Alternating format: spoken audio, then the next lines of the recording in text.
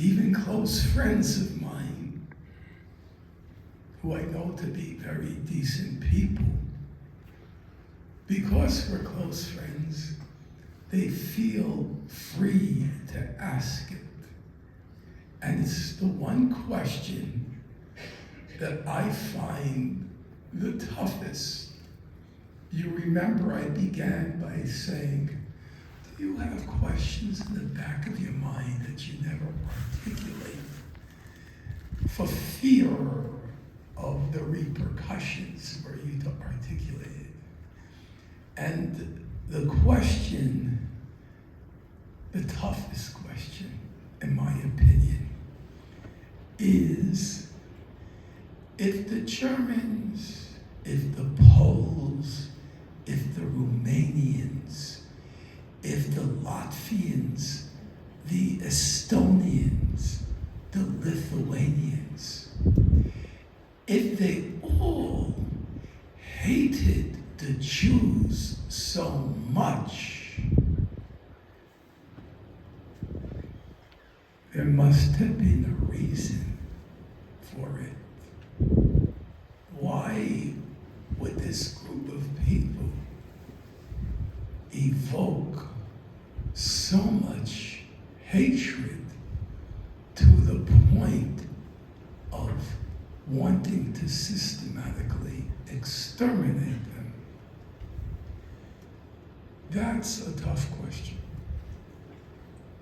I am not a young man. I have seen a lot of life, and I will still acknowledge that I don't have a simple answer to that question. What I will say is two things. Number one, whatever Jews might have done, whatever they might have done, I think everybody in this room will agree, even if they committed the most egregious means most in a negative sense egregious, even if they committed the most egregious of sins, it could never justify a systematic extermination. That cannot be as a moral question. The second point I would make is when you use that kind of argument, and I suspect there are quite a few people in this room, as among the population in general, who ponder that question, you have to bear in mind where that leads you. So allow me two examples.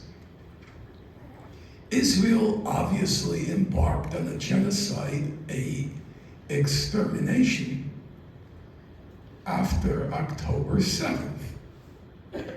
That to me is at this point, again, not really open to serious dispute. It was Israel embarked on an annihilation. There was never, in any serious use of the term, there was never a war in Gaza. That is factually incorrect. The essence of a war is you're trying to inflict a military defeat on your enemy. That's what a war is.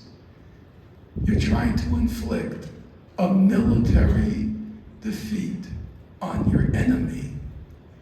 Israel was only in the most trivial sense trying to inflict a military defeat in Gaza. It was, on the contrary, trying to annihilate the entire population of Gaza.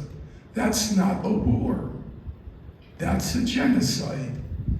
It's a totally different thing. Sure, they may have killed a Hamas militant here or a Hamas militant there, but that was just what you might call a statistical error. They were indiscriminately attempting to annihilate Gazan civilization. And in the course of that indiscriminate attack, occasionally they hit a Hamas militant. But everybody in this room knows there were no battles in Gaza. Can anyone name a battle? Did anyone even see in the newspapers, in the social media, reference in the battle this morning in Gaza? There was no battle. There was no war. There was a genocide in Gaza. I remember when my mother talked about her experience, she said it wasn't a war, or she put it in the American vernacular, it wasn't cowboys and Indians. She said it was an extermination. She said we were like roaches. You take out a flashlight, shine it on the roach, it runs here. Shine the flashlight there, it runs here. We were roaches in an extermination. And it's the same thing in Gaza. Roaches being exterminated. Israel says, go there. They run there, what were called the safe zones. They go to the safe zone. While they're running to the safe zone, they're being shot at, killed. They get to the safe zone. Israel drops 2,000-pound bombs on the safe zone. That's not a war. It's an extermination. But here's the question for you. It's the question for you. I admit I mentally stumble when I'm asked the question about if they were hated so much and they were hated everywhere, then maybe they bear some culpability for the hate. They're not innocents. So here's the question for you.